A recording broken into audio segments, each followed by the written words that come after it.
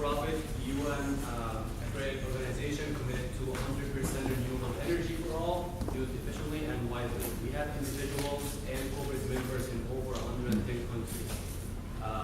What ISES does, we promote solar research and development worldwide, provide comparative advice on renewable energy issues worldwide, advocates for sustainable global solar industry, support workforce development, and promote education at all levels, and that's where our chapter hits it. Our chapter is called ISES Power, and Power stands for People Organizing World Energy Reforms. We are the world's first student chapter of ISES. We are also the winner of the Outstanding New Student Organization last year.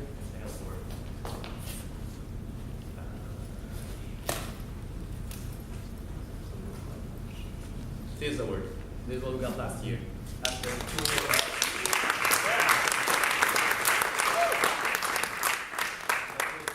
months after the organization started. So, let's give you guys a feel of how it was.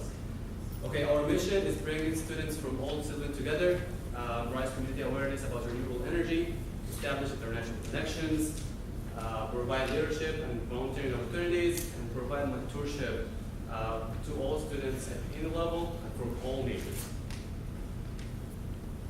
Now, ISES Power, we are. What is the committee? Who will you contact if you need some help with anything? So, this is the committee for this year. If you see your name on the screen, come on up. I'm for a picture, don't be shy.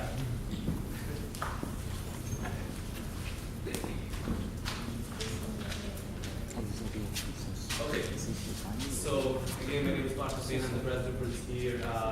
My vice president is Elizabeth Macmeeken. Actually, we'll call her Elizabeth. She doesn't like this name. She goes by her middle name. Secretary is Barry. Treasurer Arun. Event coordinator is Trang.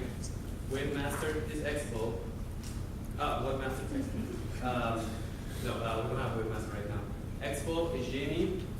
And our committee members, but they're not here right now, Saumya and Rajeev. They cannot make it right now. Maybe a little bit late. Rajeev's actually in India. Not going to be here at all. And we have our founder right here, Dr. Rachana, just got her Ph.D.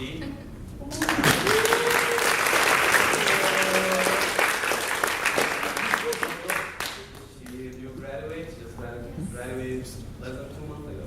Less than a month ago. Got her Vidhi. And our advisor, Dr. Yogi Goswami.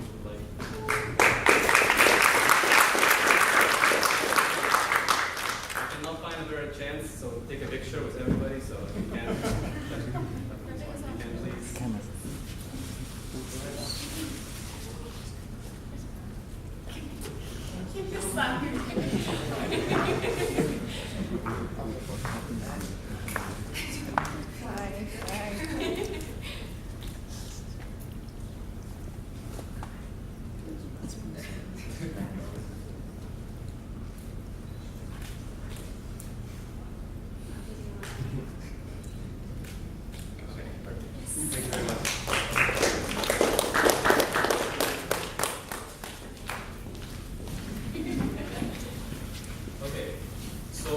Chapter started back in February this year.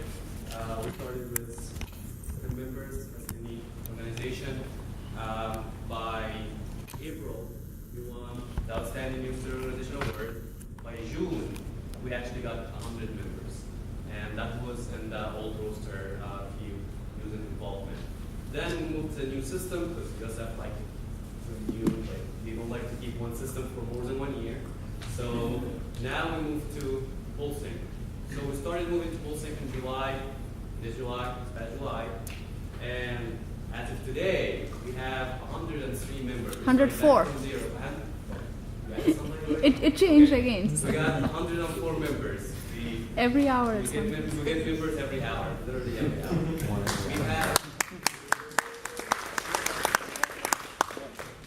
We have all majors. This is a multidisciplinary organization. We have majors from engineering, chemical, electrical, mechanical, industrial, civil, environmental, art and sciences, all type of majors. We have also business. We have graduate, undergraduate students, which makes it a really good mix. We have a lot of graduate students involved in this organization, and our committee even has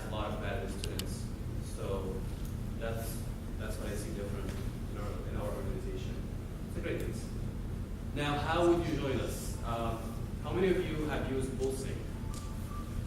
How many have not used Pulsing at all? Okay, a few of you. Okay, so Pulsing is a new system that we're going to be using. It's designed by Orgsting. The way to join is you would go to orgsting.com, log in, you log in with your campus ID, make sure you select USF. And once you log in, you click Browse Organization, you type our name, International Solar Energy Society, which should be the only one there, and just request to join. Also Facebook, who doesn't use Facebook? We all do, except Sonny maybe. Okay, so Facebook, you can search us, our page, it's ISIS Power at USF, and go ahead and like us. By the way, we have more likes. This old picture. We have 218. So Facebook is a great way of connecting to us. We make sure to keep everybody posted on our events, everybody meetings, guest lectures.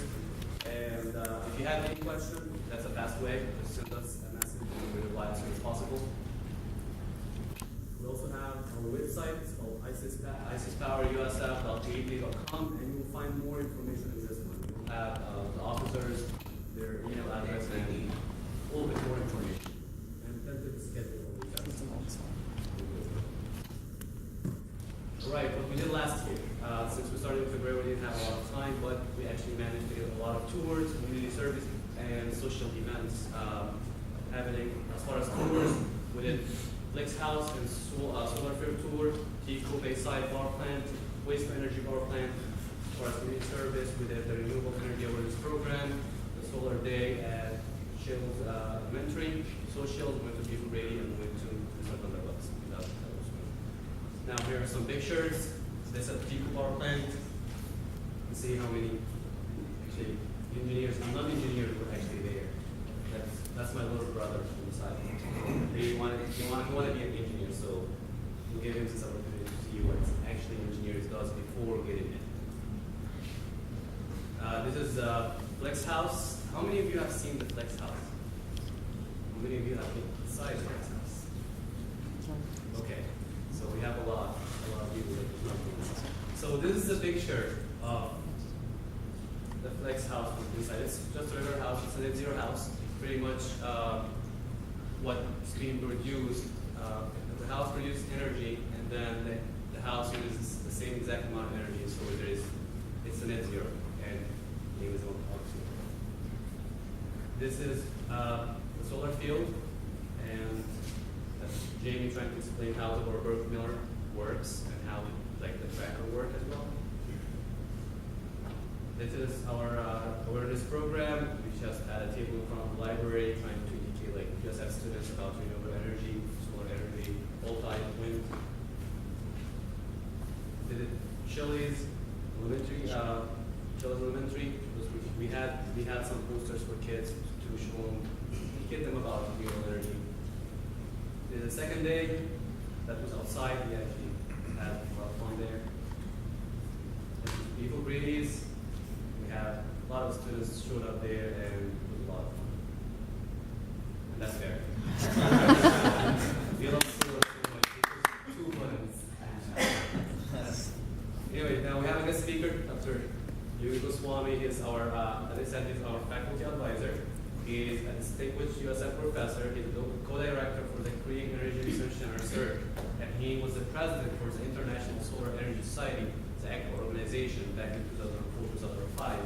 He was the governor for ASME International. He was also senior vice president for ASME International. He was also the president of the International Association for Solar Energy Education, 2000-2002, and I can keep going on, like a lot. Okay, so if you guys want to know more about Dr. Goswami, just go to the CERC website. It's cerc.eng.usf.edu, and you'll see more.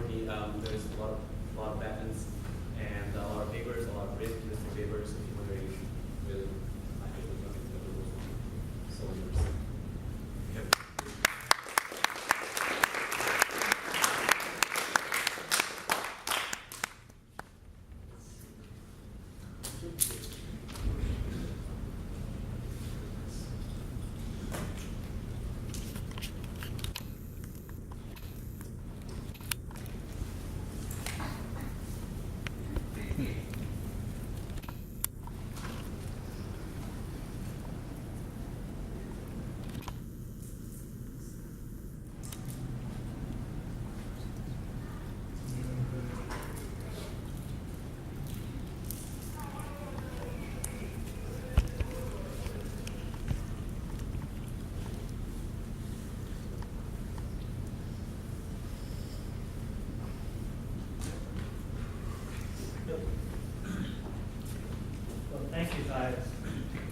I'm actually very happy to see what students here are able to do.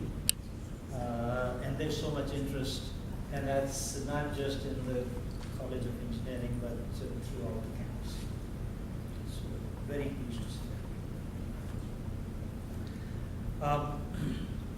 This being first meeting, I was not sure who will be here, what interests they have. So I'm going to give a very general presentation, very general overview of where I see energy picture being in the future for the whole world. The reason it's important to look at the whole globe is that we're so much connected now. What happens in one part affects the other. Most recently, people in the US are saying, well, natural gas is much cheaper here today, but then wait for another 2-3 years until the prices again come down to what the global prices are. So that being the case, we have to look at the whole world as one, so that we can figure out what the energy situation will be in the future and where we stand. As for myself, I saw a certain future back in 1973 when I was a graduate student. That was the time when there was oil embargo. I don't think any of the young people even know that there was anything like that. That the oil-producing countries decided to stop selling oil to Western countries, US being the prime target. As a result, we saw at that time lines for gasoline at pumps going as much as 3 or 4 miles long. I was a graduate student at that time. So I started thinking, what is our future? Is this our future? And I came to a certain conclusion in my mind, which is why after my Ph.D., not during the Ph.D., after my Ph.D., I just switched to working in solar energy. So since 1975, when I finished my Ph.D., that's the area that I've been working. It's taken much longer than what I expected, but I see that the future is coming to where I expected that future to be. But in this presentation, I'm going to take a very different viewpoint. I'm certainly myself an environmentalist, and I would like to see us treat our environment in a certain way. So from that point of view, I have my personal views of what energy sources are appropriate. But in this presentation, I decided not to take that into account, as if environment doesn't matter that much. Still, where our future lies. So,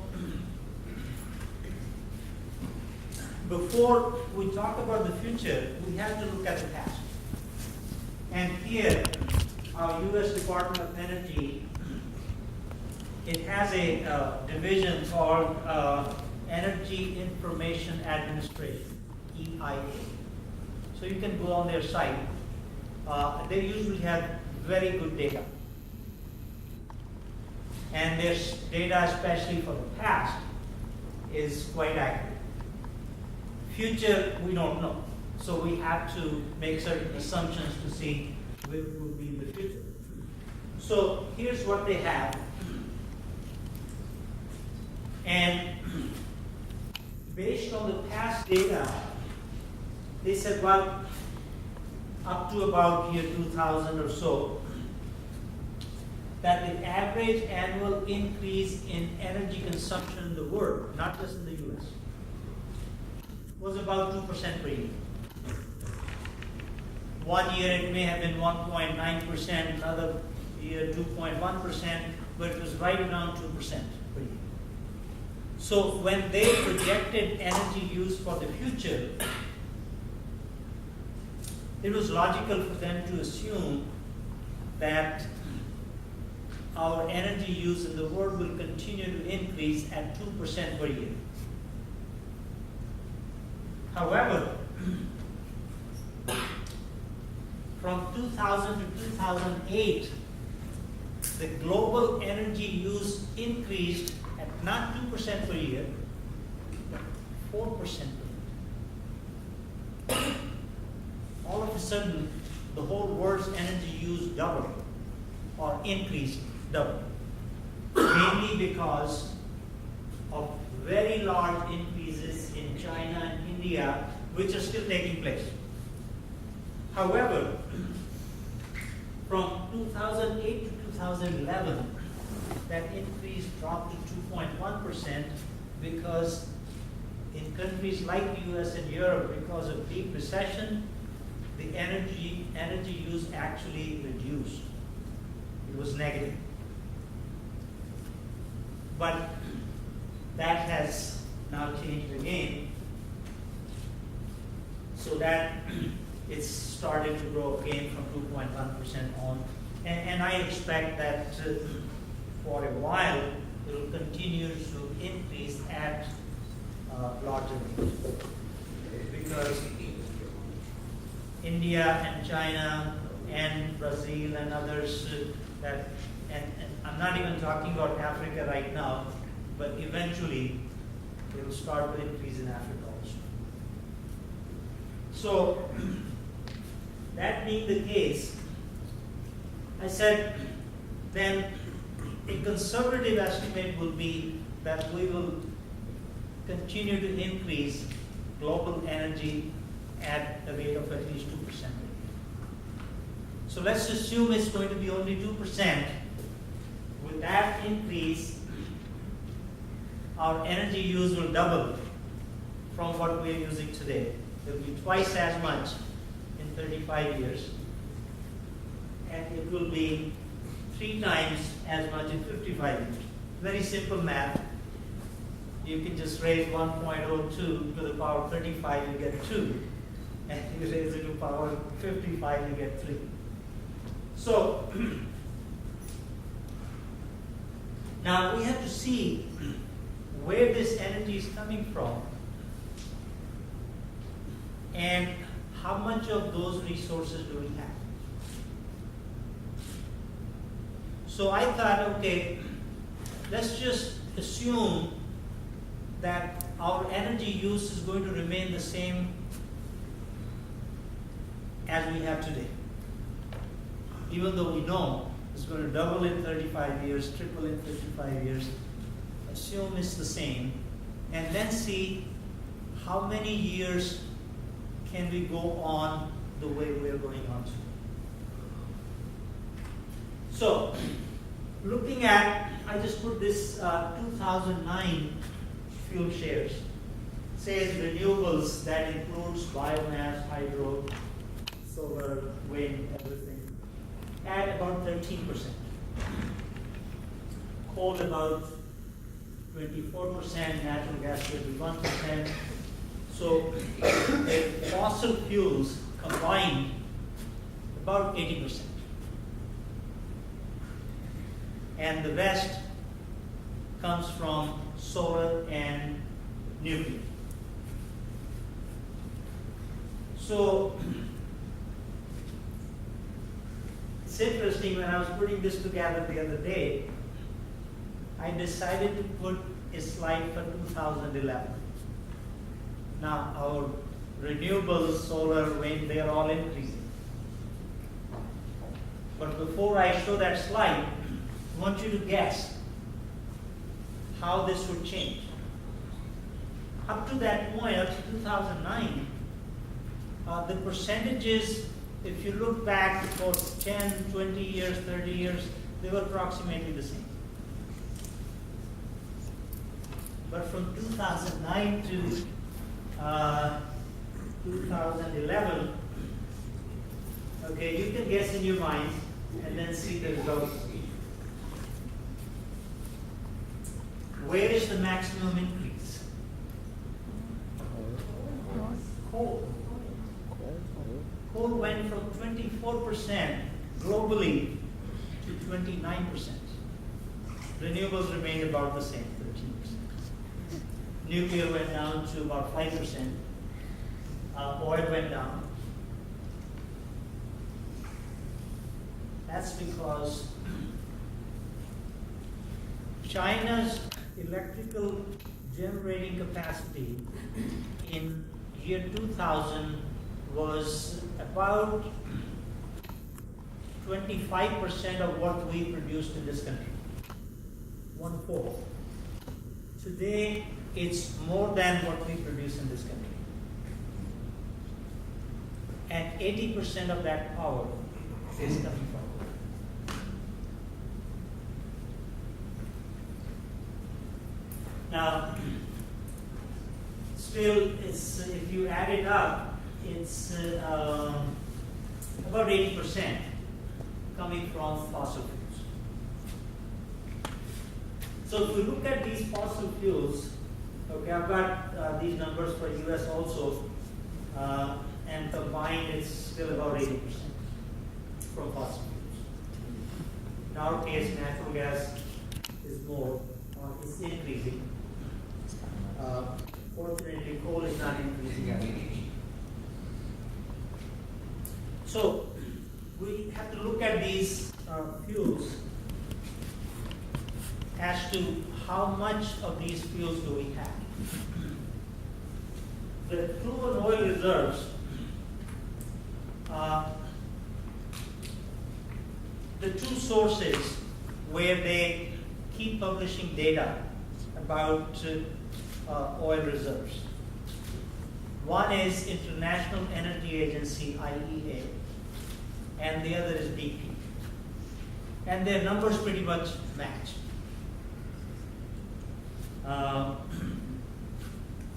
So, according to BP and IEA's data matches, about 1,300 billion barrels of oil that's in the ground, or that was in the ground, 2010.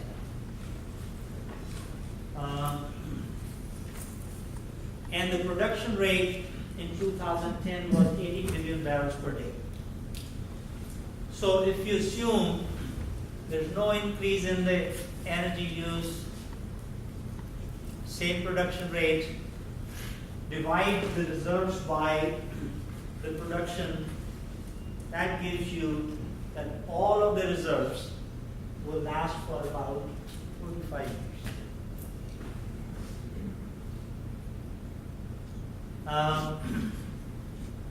Of course, it doesn't happen that way, that you keep producing the same amount until you exhaust everything. Because the time comes where you can't even produce that much from the ground because what's in the ground is not as much. So, a geologist, King Hubert, predicted, that was in the 1950s, he predicted that the US oil production was going to peak in the mid-70s. And his prediction was right on the money.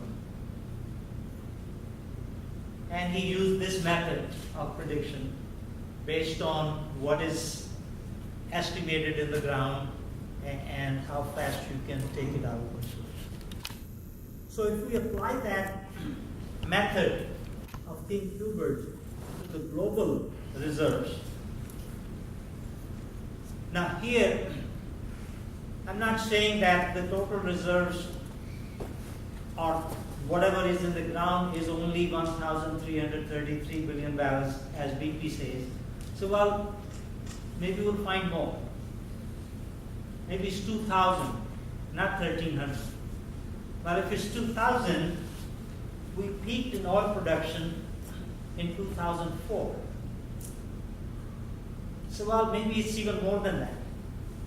So it's 3,000, then we will peak in oil production in 2019. The point is, it doesn't matter. Even if we are off in that estimate by 100%, oil production has either already peaked. What it means is, when I say it's peaked, that means after that, it can only go down, cannot go up. Or it's going to peak very soon. So after that, we can't use as much.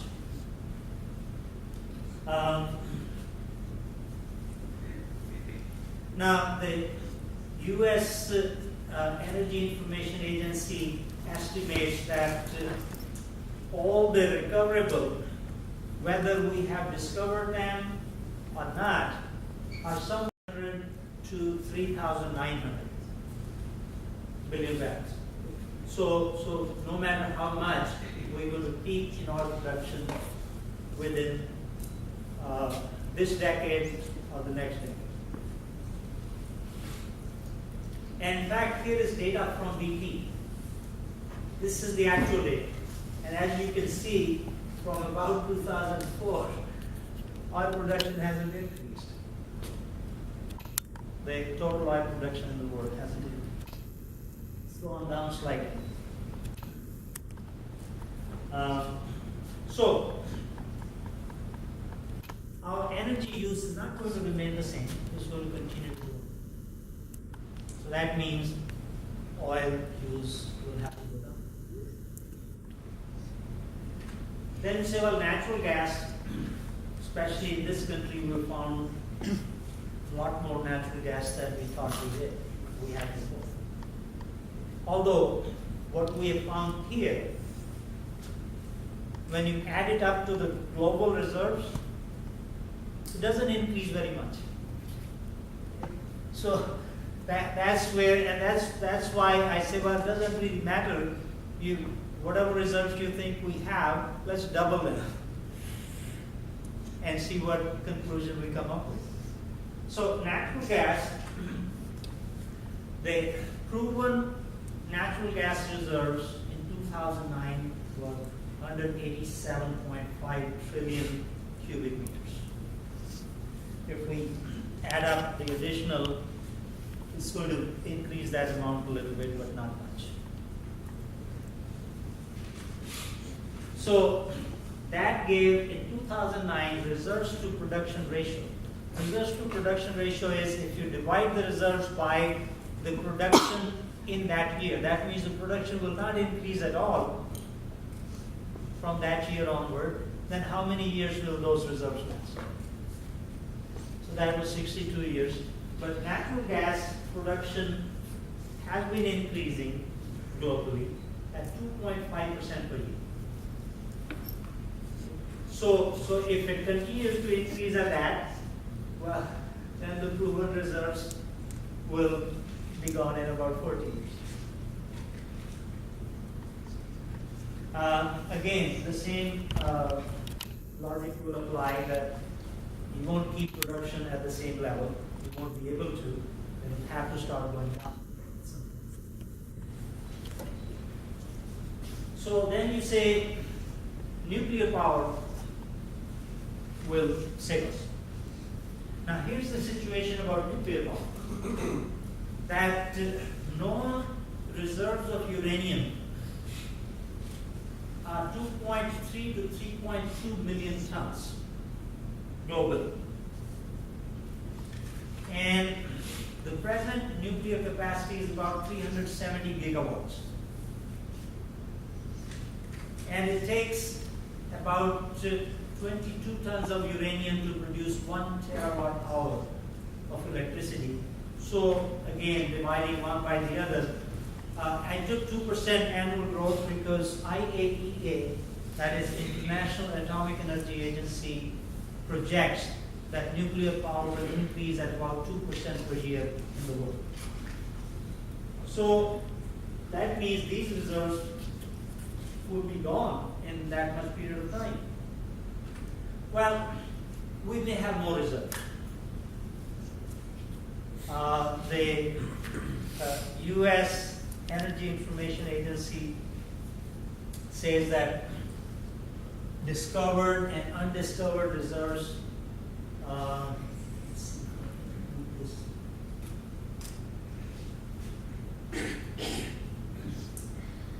could be as much as 5.1 million tons.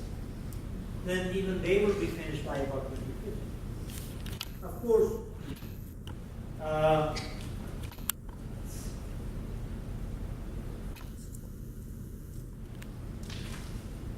reprocessing the spent fuel would increase this number. So the only problem with that is that in this country, reprocessing spent fuel is illegal,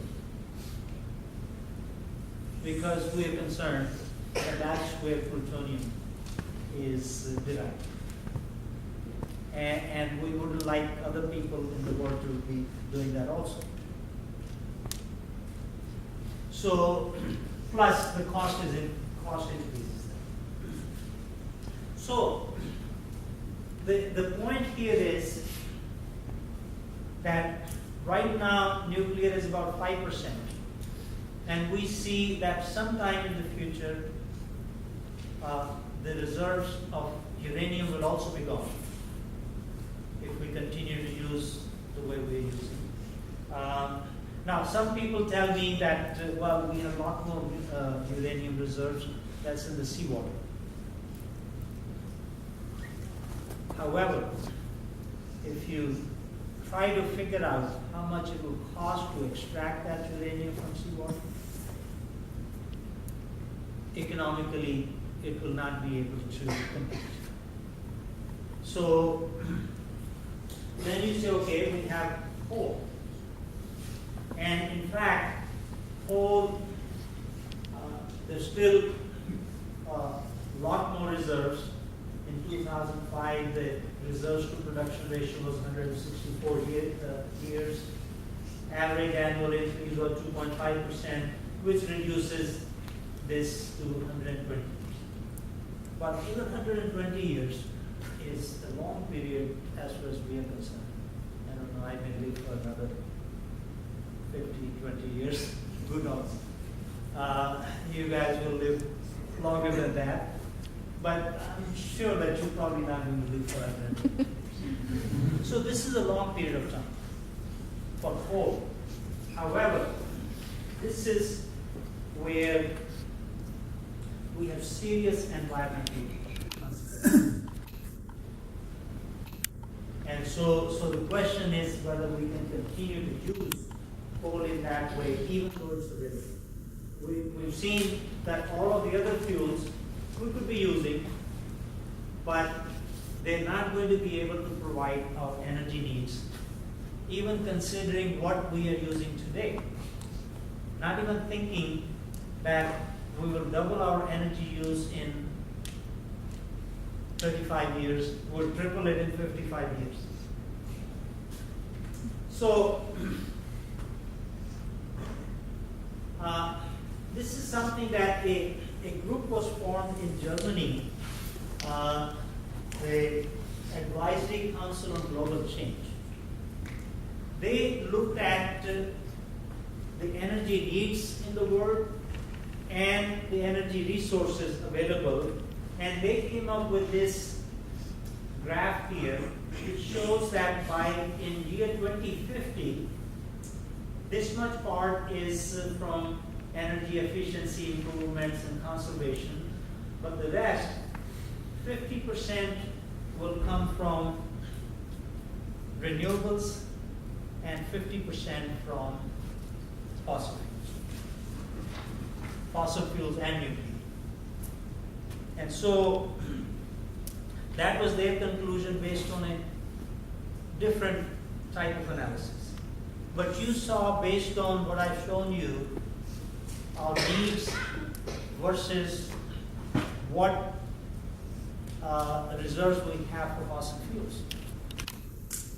And so, that being the case, that we don't really have a choice. That by 2050, at least 50% of our energy will have to come from renewable energy. So, and renewable energy is really direct and indirect forms of solar energy. Whether it's wind, biomass, biofuels, ocean, they're all indirect forms of solar energy. So, the question then comes, if these analyses show us that 50% of our energy in 2050 will have to come from solar and other forms of solar renewable energy, do we really have a secure future? Will these sources be able to provide that much? That's a very valid question to ask. So, I thought let's just look at these sources, starting with wind. This is a technology that I think has advanced the most among renewable energy. I think GE produced a 1 megawatt wind turbine that was installed in Boone, North Carolina. And after a year, they stopped that turbine. And then it was sold for scrap. The reason was the technology was not ready. Now, why it was stopped within a year was because it was interfering in the TV signal for people. And so and nobody in that area wanted that wind turbine. So it had to be. But I'm glad that that did not stop researchers from continuing to improve the technology. In fact, now most of the advancements in these technologies I'm talking about really happened in this country. And so, and I know those people who worked on the wind power at that time. They came from the aerospace industry. And so for them it was very simple. That they had been designing aerofoils, so well, that's the way windmills should be. And so with their background in composite materials and in aerofoils, that they developed wind power, the cost came down, and that made certain sites, or that made wind power cost effective at certain sites. There were remote sites, but that increased demand, more investment went in, cost came down further, and so the technology continued to be deployed. So this shows, just from 2001 to 2012, the increase in global wind power. In 2001, globally, it was 24,000 megawatts of wind power. Remember in 1980, as I said, that the one turbine that was set up in the US had to be stopped. So in 2001, 24,000 megawatts of wind power, but in 2012, 282,000 megawatts. That is more than the generation capacity of a vast majority of the countries in this world. The average annual increase from 2000 to 2012 was 25%. Year after year, it's 25%. That's tremendous. So then I said, okay, let's look at solar. Started with the solar water heating, because that's the simplest application of solar energy. In fact, I moved to the state of Florida in 1990, and we sent out a newsletter to a number of people who were on our list. And somebody from Miami who got that newsletter sent me something in the mail that was a page from Sears catalog about 100 years back. And that page from Sears catalog was advertisement for a solar water heater. So that technology was here in Florida at that time. And it's very well developed technology now. In fact, there's global increase, as you can see, from 1990 to 2008. But one significant thing in this, I want to mention, this red part of the bar is from China. Back in 1995, I was invited to China to give a keynote lecture on solar energy. But this was a general energy conference. And so they had an event there where on the head table, the person sitting next to me was the energy minister of China. And so one thing he said, and they have followed through with that, he said they don't care what the rest of the world thinks. They're going to use coal for power. And my comment was, well, that's your choice, but I think you will regret it eventually. You may not know right away, but eventually you will, which is what's happening. But the second comment he made, actually a question he asked, he said, well, but we would like to export solar equipment. And do you have any advice? I said, yes, I do have an advice. He said, before you export, make sure it's popular in your own country. Make sure you use it. Because that's when you will find out if there are any problems. So you work those out before you start exporting to other countries, which they did.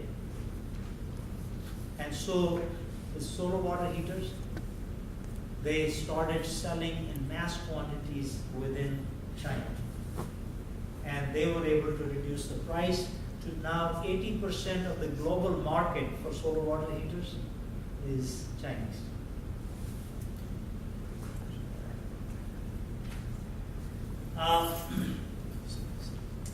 Now, solar energy can be used for almost all of our energy needs. But I'm not going to go through all of it. So, I wanted to mention water heating because that's the simplest application, and the other is electricity production from solar. I thought I should focus on that because now more and more we are moving towards electricity being our primary energy form. Even when we need heat, we convert heat to electrical power and then power to heat again. So that being the energy form of choice of the people, let's look at electrical power production. So starting with photovoltaics, and here I remember that in again 94 or so, I was on a panel in Gainesville, and the person with me on the panel was a very famous environmental scientist, Ph.D. Odom. And his comment about solar was, it's not worth it because the energy that goes into producing a photovoltaic panel, you will never recover that much energy out of it. Uh, I had a lot of respect for Dr. Odom, I still do, for all of the contributions he has made.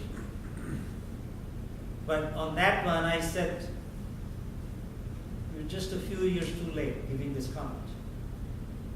He had done that analysis back in 1980. And he was right that the energy that was used to produce the panels, during their lifetime, they would not produce as much energy.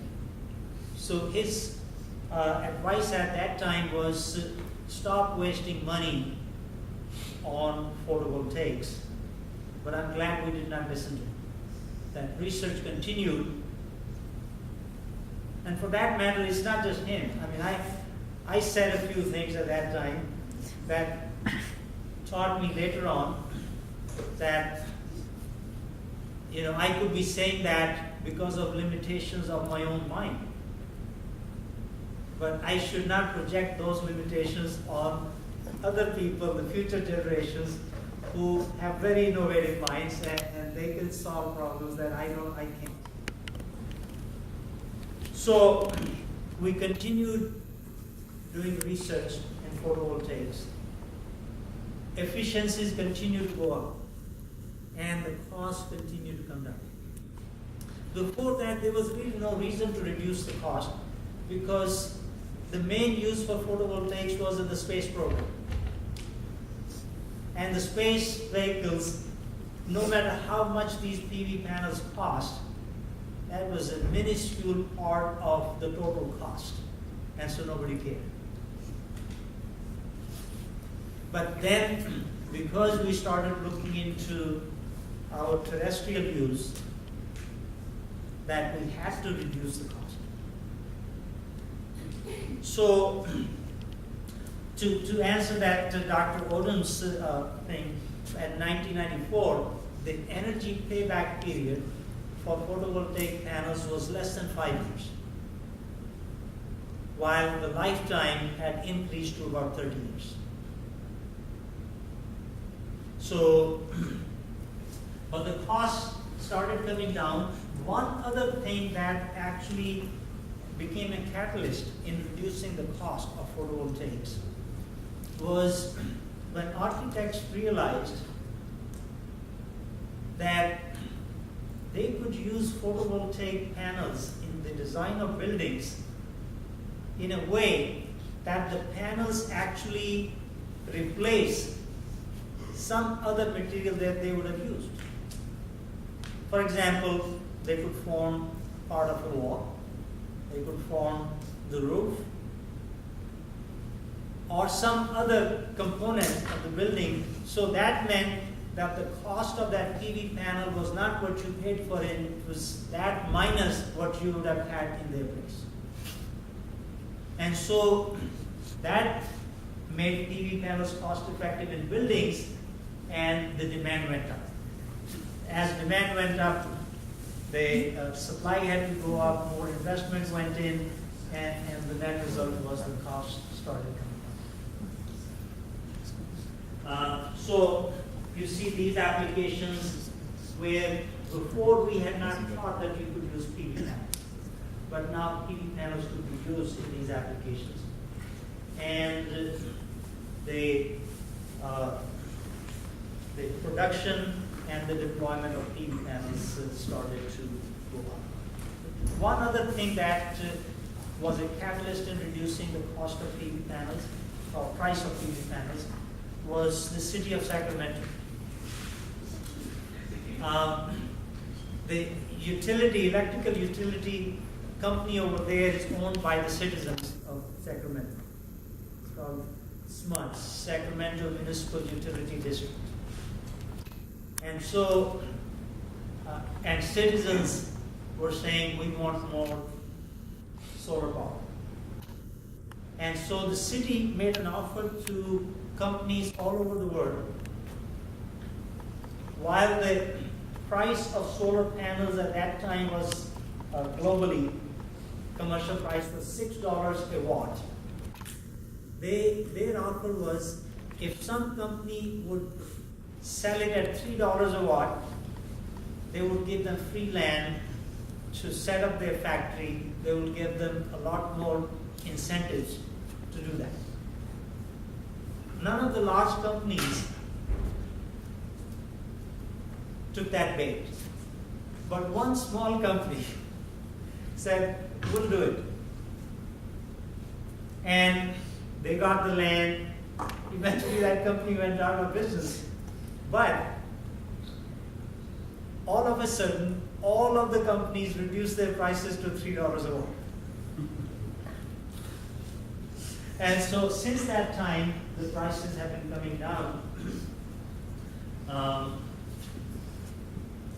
From, I think, around 1980, it was about $40, $50 a watt to today in wholesale, large quantities, 50 cents a watt.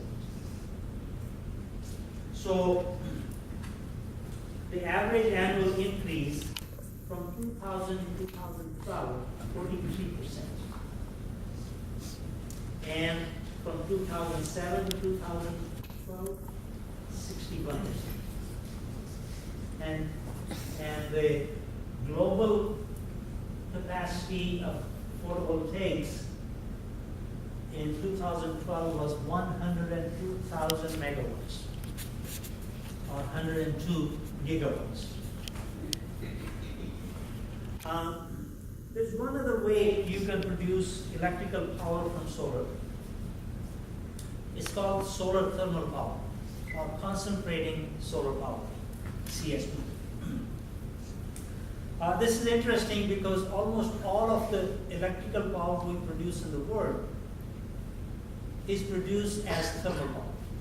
Whether it's fossil fuels or nuclear, we convert the fuel to heat, and then from heat we convert to mechanical power and then electrical power. So this is exactly the same, except that in this case, that heat is from concentrated sunlight. And there are three types of concentrators we use. This is a dish type of concentrator, this is a parabolic trough type of concentrator, and this is a central receiver tower. And I have examples of all three. This is the example of the first central receiver tower. It's also called power tower. This was built in Southern California. And as you can see, there are these mirrors around, and they move throughout the day such that the reflected light from these mirrors is concentrated at the top of the tower, and that's where you produce extremely high temperatures, which then are converted to steam and then electrical power. The second is you have a dish. In this case, this dish is made up of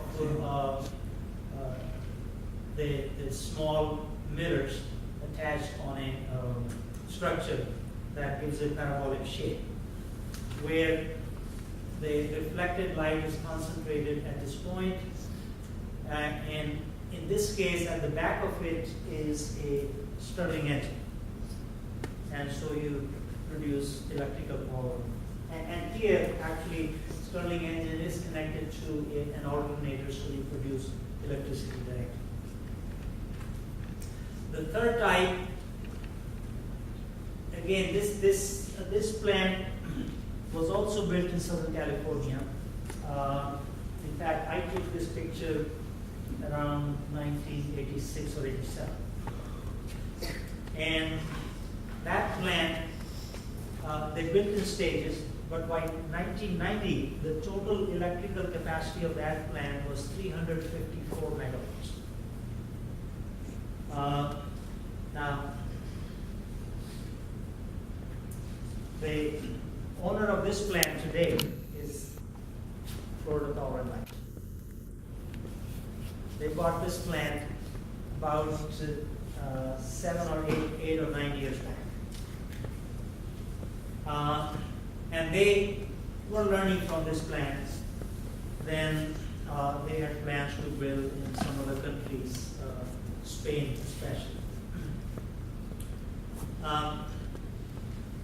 For a while, this technology just stopped after that plant.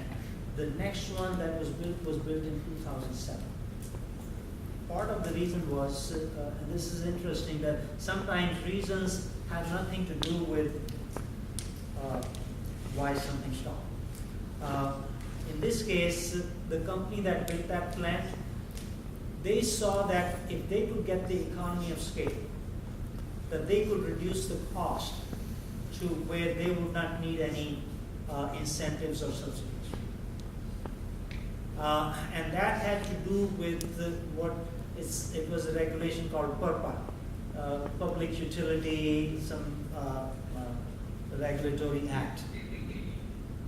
And so that allowed them to only put power if their power into the grid if their power plant was less than 80 megawatts. But they wanted that increased to 400 megawatts. And both Republicans and Democrats were in favor of that. They were going to approve that. But each time that came up in the Congress, somebody would attach the Alaska National Wildlife Refuge to it, which was like a poison pill. That some would definitely vote against it. And so that did not pass, and the company waited for, I think, 4 or 5 years, they went back. So after that, no other company would do it, but in 2007 was the next plant that was built in Las Vegas, which was a 75 megawatt plant. So anyway, there's a resurgence of interest in this, and so there's a lot more activity today actually in China than in US also. I think the largest one is being built in the US, which is the 400 megawatt plant, Bright Source.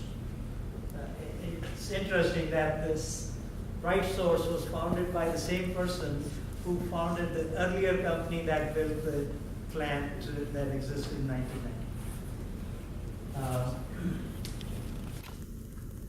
So the question then comes, with all of this background, is can renewable energy provide for all of us? Because we saw, based on the energy needs and the available other resources, that by 2050, 50% of our energy will have to come from renewable energy.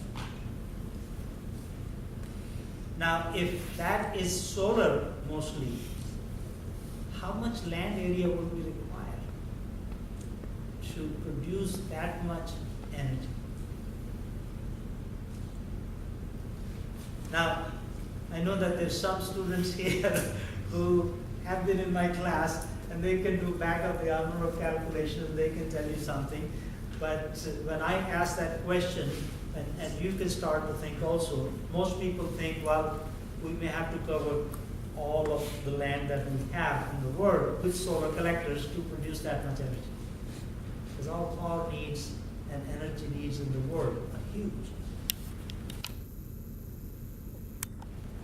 And so that, and people who are well educated, scientists, without doing calculations, that's the answer they give.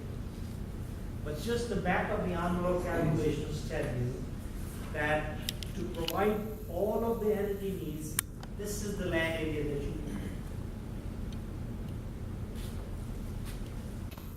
This is with today's technology. And of course, efficiencies are going to continue to improve. So,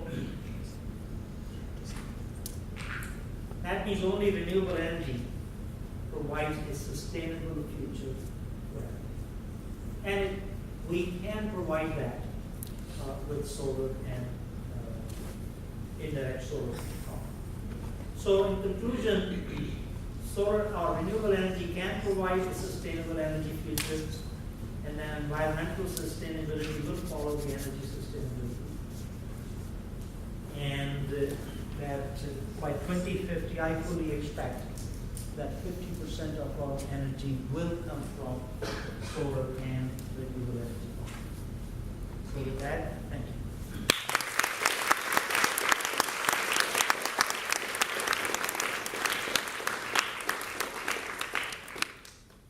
Do we have time? Anybody have any question?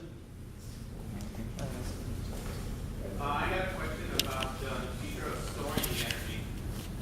I know that that's part of one of the most difficult things to do is to store it. So what's the future with So that? that's a very, very good question. If nobody asked me this question about solar energy and the storage, I would say, well, you were not really thinking about anything. Because solar energy is available only during daytime. But we use energy 24 hours a day. Even during daytime, it's not always available. There are cloudy periods when it's not available. So unless we have storage, energy storage developed, this doesn't provide us a sustainable future, right? I gave a testimony to the U.S. Congress Energy and Water Appropriations Committee in 1990 when they were reducing the research budget for energy storage to zero. And my testimony to that committee was, you will regret this action if you don't change that. And at the end of that, the chairman of the committee came down and he wanted to have his picture taken with me. So I thought, well, I've really impressed him. Then I found out that that gave him the perfect excuse to send money to his constituents, which was the University of Alabama, and so he could send some money over there. But the point is that we have to have storage. So that's why at the Clean Energy Research Center, our major focus the past few years is research on energy storage. We can do energy storage. It's not that we can't do. We have batteries, and we can do thermal storage, we can do compressed air, so many different ways. But we have to do it cost effectively. Otherwise, and no matter what source you have, I may think in an environmental way and say, okay, I think I should pay more for something that's environmentally clean, but I can't convince 99 other people to do the same thing. So we have to make things cost effective. So storage is extremely important. We're doing research in it, and so are many other people. So, but we have some cost-effective solutions at this time. Hopefully, there will be other cost-effective solutions in the future. I don't know much about solar energy, so I was wondering, what's the maintenance like for these photovoltaic plates? I mean, essentially you have giant surface area outside, there's wind and dirt and birds and debris. So how about maintenance? How much does that really affect the efficiency of? Yeah, well, that's an important question for people who plan on putting solar systems, plan on putting solar power plants that you have to maintain. If a panel is not clean, it's not going to produce as much power as it would when it's clean. So normally, for example, we have a solar photo. Really go and clean that because here we get plenty of rain, and so that rain cleans my panels.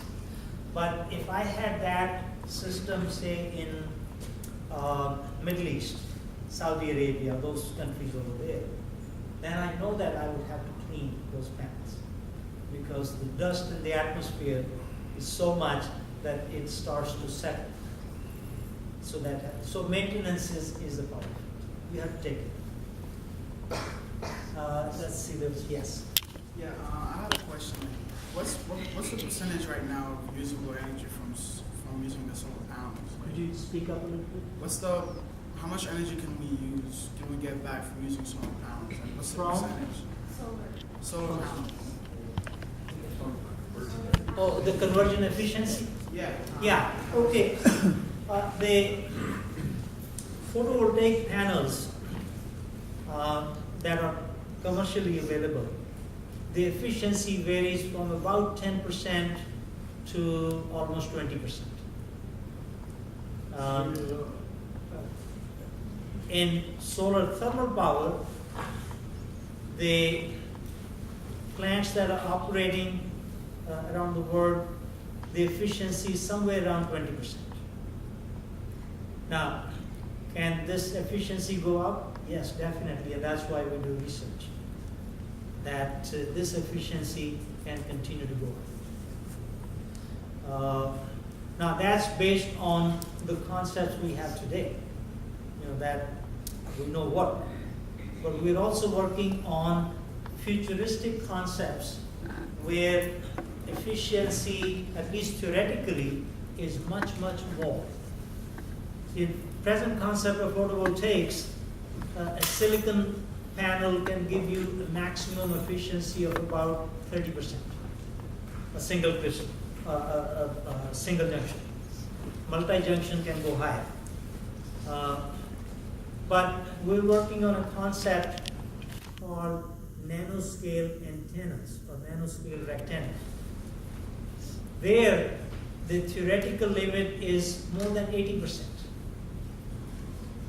It will take us a few years to get to any conversion efficiency, but because the potential is such high efficiency, it makes sense to continue to develop that concept.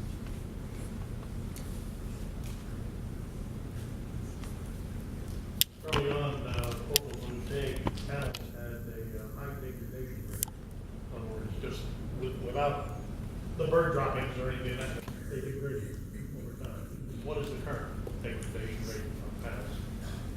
Well, currently, there are companies that will give you warranties for 30 years. So that's not at 100% output. No.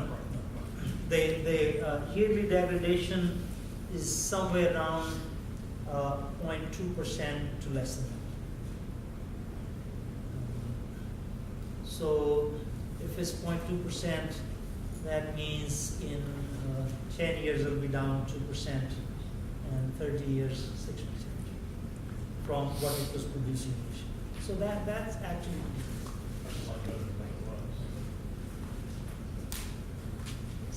You mentioned the largest solar panel in the world is currently in North America, correct? On the West Coast. Are you aware of the temperature at which the epicenter resides and what material we use for the epicenter? Yeah, this I mentioned largest solar power plant, which is still under construction in California, in the desert area. It's going to be 400 megawatts. And the concept is the central receiver tower. You saw some pictures. It's not exactly that, but they have their own concept of their tower. And then mirrors around it that concentrate sunlight to the top. That plant, I think, will be operating at temperature of around 500, 550 degrees. Okay, good. One last question, and then that's it. Okay, one last question. Back to the question regarding the wind and the birds and how much they affect the effectiveness of the solar panels. How much of an issue is that is it an issue that would prevent this technology from being installed in the Middle East, for example? I did not get the last part. We were talking about how much the wind and the Right. can affect the solar power efficiency. I'm from the Middle East, and I've always wondered why we use the solar power. So is that an issue to the extent that it will prevent that technology or the development of? Yeah, no, this problem of dust in the atmosphere, dust settling down on the panels, is a problem that has to be taken care of in maintenance. In some places, there's very little dust, and so the rain, normal rain, will take care of it. In other places like the Middle East,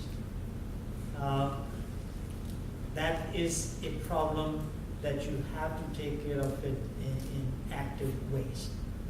That means the panels have to be clean, not just clean, but they have to be wiped or rubbed clean.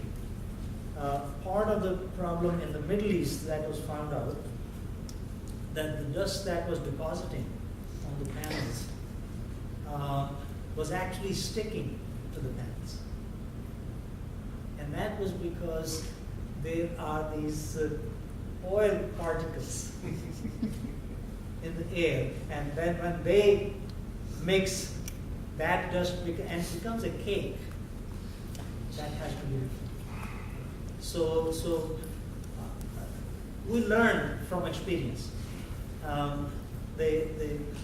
I think the first plant that was built over there, the Germans built it, and they found that the output from the plant was like about 30% less than what they predicted. That's because they applied the solar radiation models that would work in Germany, but in the Middle East, there's dust in the atmosphere. So even though from the satellite you may make some measurements of solar radiation, but the irradiation on the ground was much less. When they were developing a policy in India, in fact, some of the government people, the bureaucrats, the secretaries, they got upset at me, angry at me, when I said, well, you really don't have that much solar radiation. And they said, no, we have a lot because it's so hot here. So that's the reason you don't have that much, because that radiation is being absorbed in the atmosphere, is making the atmosphere hot. It's not available for your solar collectors. So, but now they understand. And so as long as you understand and you keep that in your design of the system, then you're okay. Thank you, Mr. Goswami.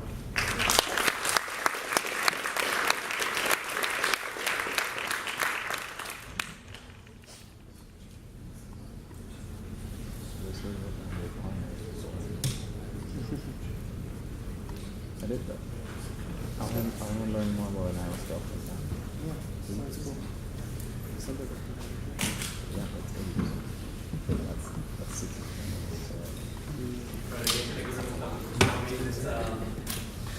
Again, if you guys want to know more about the Goswami, his publications, stuff like that, go to their website. Okay, now let's move on to this year's material. We're going to have some projects, some hand-on projects starting this semester. Two of the projects for both are building a solar court. Barry, that actually I'm going to speak out from some of the students he went to, and also building a solar powered cell-phone chargers. All the information about projects are going to be sent out in another email that you will receive by the project chairs. Of course, I did not introduce the project chairs, so that will bring us to our leadership and volunteering opportunities. We have two types of leadership and volunteering opportunities. Within our committee, in our subcommittee, we're looking for event coordinator co-chair because we are trying to get more events started, so we'll need somebody to help train the events coordination. We were looking for a project chair, a public relations chair, a fundraising chair, and a webmaster. So if you're interested in any of those, just stick around afterwards and we'll talk about it. We also have a National Solar Tour Committee. National Solar Tour is the biggest solar event across USA. It's the biggest solar tour nationwide. And for this event, the event will take place on October 4th, and we're creating a committee just to take care of this event by itself. Pretty much we're trying to get homeowners, educate homeowners about solar panels, solar heating systems, let them know about if they can install at their houses, what's going to be the efficiency, how much they will have to pay up front, things like that. And we're targeting all Tampa Bay, so we have 3 counties to cover, and so it will be a good thing if we can do it. So we're looking for event coordinator, volunteering chair, secretary, public relations, which is going to be 2 positions, marketing chair, which is going to be also 2 positions. future events. We have some future events coming up. First event is the research information session. Pretty much the idea behind this research information session is to get undergrads and graduate students starting their graduate school educated more about different type of research that are around that's out there. Outside of your classroom, it's great that you're doing great work in classrooms, but you don't really know much about research inside classrooms. So out there as far as research. I think it's really good to undergrad. If you get to know more about research, you can work in a research lab, something that you are interested in, use more results, you can have posters, you can build a great resume. So we're going to be hosting several speakers. We're going to have a speaker from CERC, Green Energy Research Center. We're going to have somebody from the chemical and biological engineering. We're going to have a speaker from chemistry. We're going to have a speaker from environmental engineering and biology. So all those are graduate students that are going to be talking about their research or their group research overview, just for all undergrads to have a little bit of information about what's going on in the research field. That's going to be on September 18th. It's going to be taking place here in the same room. It's going to be from 6 around 7 or so. So another event is going to be the Flex House and the Solar Fair Tour. As I said, maybe we did not move the Flex House. So we're going to have a tour of the Flex House on September 26th. And IBRB, it's going to be the Flex House actually. We're going to go inside, it's going to be at 5 p.m. So another email is going to be sent out with all this information. And then we have the National Solar Tour, which is going to be on October 4th. And then our general body meeting, next general body meeting, we're going to be talking more about more events that are coming up. Sponsorship, if you're interested about sponsoring us in all the events or the projects, please go ahead and contact me. Also, mark your calendar. Hill College is having a great event. It's called Sustainability Connections and Community Film Series. It's 100% free for students. First film is going to be Weather Report. It's going to be on September 16th. The person to contact is Ms. Melissa, and that's her email. We have some flyers right here. If you're interested in going to this film series, just go ahead and pick up one of the flyers that have all the details. We have a quick announcement by Jamie. So, so there's what I find to be a very inspiring local nonprofit organization called Tampa Bay Harvest, and I find it inspiring because they make a huge impact in our community and with very low overhead. So they divert over 1 million pounds of food from being wasted, and they feed the homeless and the needy in the Tampa Bay area. So what you see here is a picture of a community garden. It's called the Sustainable Living Project, and it was started by the one employed person in this organization, Will Carey. And they have a lot of grow beds where they're growing food for the needy. They have an aquaponic system, which is really interesting. They have a bunch of chickens. And a few months ago, he wanted everything to be solar powered.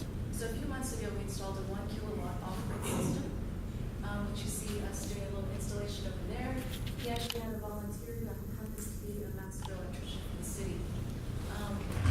Now it turns out that they're not really producing as much energy as they need with that 1 kW system. So this Saturday we're going to expand it to a 1.5 kilowatt system, and he's going to actually, I think the extra panels they're adding are going to be trackers. So so we're basically inviting you guys to come out. You can come to the site, and I'm not sure if they're going to have room for volunteers, but there might be. So if you just come out, you can at least take a look at what the system looks like. Don, who is the electrician, is really great at explaining things. He's also a do-it-yourselfer, so he's got like some little cheap ways, not cheap, but interesting ways of making this a cheaper system. So I invite you all to come. It's right across from Lowry Park Zoo. It's not too far. We're going to start about 10 o'clock in the morning, and there's a lot of stuff to see. So even if you're not getting your hands dirty, you can at least check out the project. Find some type of carpooling system so you have to all drive there? I'm sure that would be possible. Yeah, definitely. Any other questions? Yes? How long does it take?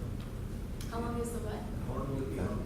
How long will it be out there? As long as it doesn't rain. I mean, it'll probably go over a few weekends. I know that the previous system, it took us about 3 weekends to install it. But we're typically out there till 5 o'clock in the afternoon until it starts raining. I'm not sure about this weekend, but we'll probably be there for a good part of it.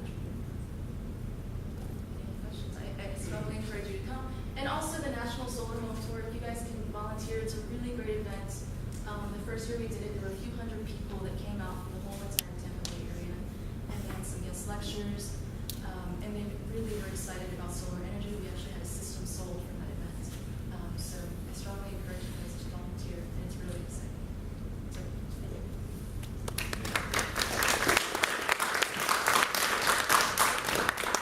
Something I forgot to mention, if you're interested in volunteering or being one of the committee members for the National Solar Tour, we have first meeting is tomorrow. It's going to be in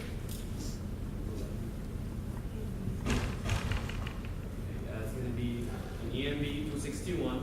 It's going to start at 5 p.m. Okay. And if you're interested, you can go and talk to Frank afterwards and she'll give you information. So one more thing, take an action. So this organization is not just about, it's great that we educate people, but we would like actually seeing something happening on the field. So John right here, John and Roger, they started a petition. They want to install more electric car stations on campus, and great. USF is ranked number 7 green school all over the nation. So with installing something like that, I'm pretty sure that we can actually increase ranking. They're trying to use the green energy funds. That's why they need the petition. So if you would like to actually sign the petition, they're going to be sticking around. And this is an electronic copy of the petition that I'm going to be posting this presentation on Sync. Is it alright to say, talk about it? You want to go? Yeah. Yeah.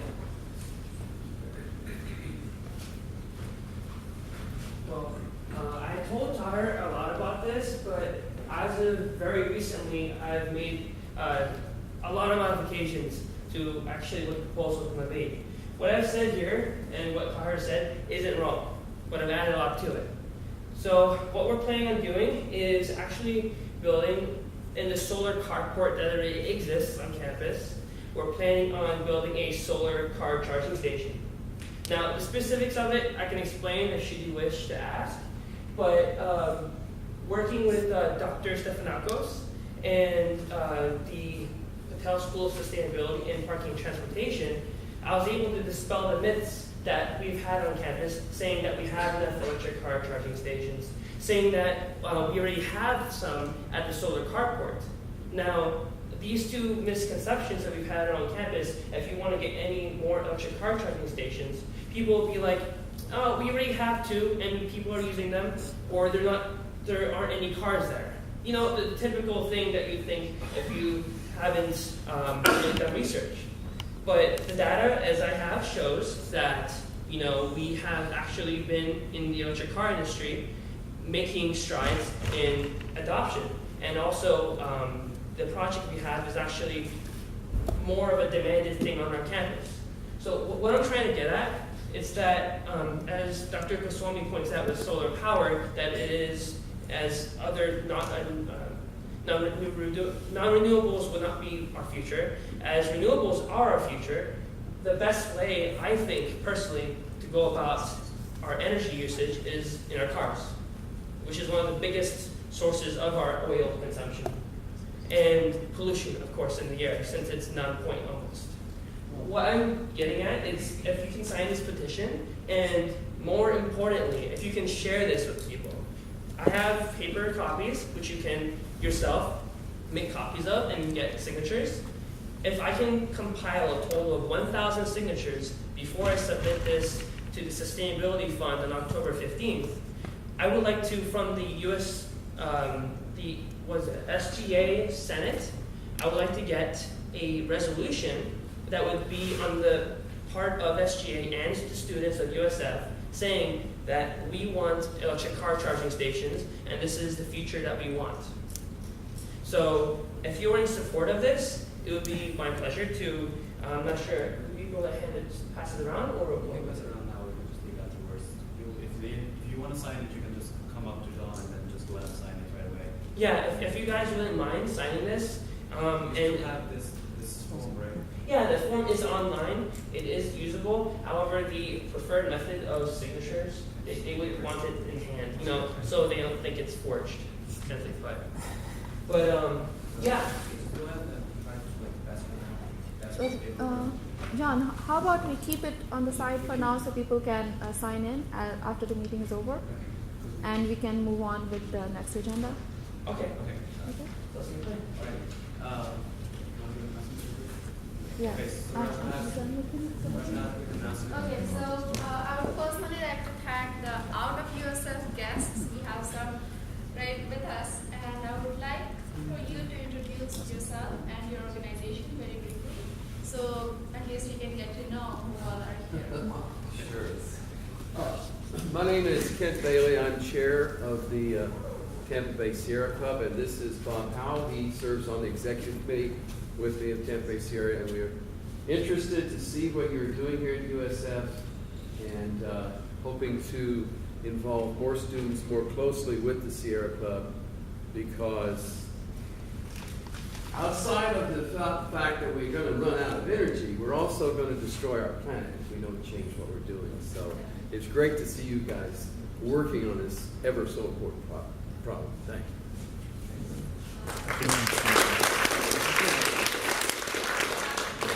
From outside USF here, please introduce yourself. Okay, great. So hopefully we'll be able to work together and work on some more projects and help each other out. And thank you so much for taking the time out and coming for the lecture. And I'm sure you enjoyed after the thought was speak. And I let him know I've been involved with passive solar and also active solar almost as long as you have. Well, thank you very much.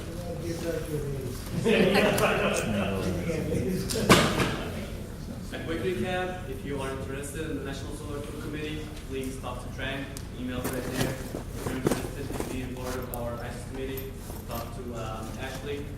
And if you're interested on collaboration or sponsorship, go ahead and talk to me. If you have any joint inquiries, please go ahead and email us on ises.tower@gmail.com or email like Facebook us. We try to get the emails go as fast as we can. Okay, thank you very much.